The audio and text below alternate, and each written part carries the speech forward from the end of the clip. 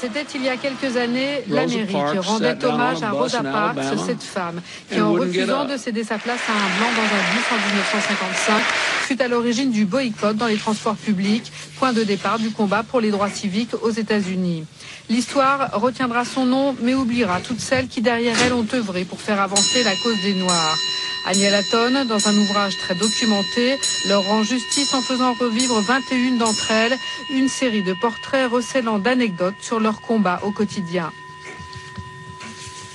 Le mouvement des droits civiques n'aurait pas eu lieu sans les femmes, de toute manière, parce qu'elles étaient là, elles étaient dans tous les domaines de ce mouvement. Elles étaient là pour le boycott, elles étaient là pour faire tourner le mouvement dans tout ce qui est le plus humble, les repas, le ménage, l'organisation quotidienne, la distribution de tracts, le porte-à-porte, etc. Elles étaient là partout, partout, partout. Exemple du prix payé par ces femmes, celui d'Elizabeth Eckford. Elle s'est battue pour aller dans une école blanche, mais fut accueillie sous les insultes. Elle en restera marquée à vie. Elle a fait de la dépression par la suite. Et quand on voit cette vie qui était prometteuse au départ, parce que c'était une fille très intelligente, très mignonne, et on se dit, bon, à vue humaine, c'est une vie ratée.